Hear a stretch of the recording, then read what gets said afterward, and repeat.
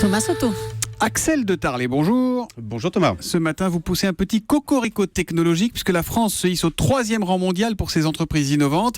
Il sort d'où ce classement ? Alors c'est un classement établi par les experts scientifiques de la grande agence de presse internationale Reuters, c'est l'agence anglo-saxonne, qui chaque année établit la liste des 100 entreprises les plus innovantes. Ça veut dire quoi, innovante ? Alors on regarde le nombre de brevets et surtout leur utilisation, leur diffusion. Eh bien l'an dernier, ces brevets ont porté essentiellement sur les technologies Internet, sans fil, mais aussi sur les batteries et évidemment la recherche médicale. Donc vous voyez, on est sur du lourd.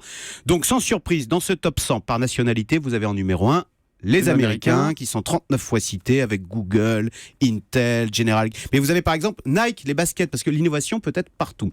Alors question, qui selon vous arrive maintenant en 2e position par nationalité après les Américains ? Le Japon. La Chine, non ? Le Japon, bingo. Non, alors la grande surprise de ce classement... Non, moi et oui, Julie. C'est donc que le les Japon. Chinois, oui c'est le Japon, les Chinois sont dramatiquement absents. Ils n'ont qu'une entreprise citée parmi les 100 entreprises les plus innovantes. Ça montre que la Chine a un gros problème avec l'innovation. Et vous savez pourquoi ? C'est parce que les Chinois protègent très mal la propriété intellectuelle, les brevets. Donc une entreprise se dit à quoi bon dépenser des milliards dans la recherche et l'innovation si c'est pour me faire piquer mon invention par une entreprise voisine. Donc en numéro 2, Julie, vous aviez raison, le Japon. Et en numéro 3, on arrive au cocorico, la France, 10 entreprises citées, loin devant l'Allemagne, 4 entreprises citées. Mais par exemple, vous n'avez aucune entreprise britannique, aucune espagnole, aucune italienne. Et comment vous expliquez cette bonne performance de la France ? On s'en réjouit certes, mais comment l'expliquer ? Alors d'abord, il y a une tradition française de la recherche, il y a une politique fiscale très encourageante avec le crédit impôt recherche qui, chose remarquable, a survécu à l'alternance politique. Et ça marche donc ? Ouais, ça marche. 3e point, et ça va à l'encontre des idées reçues,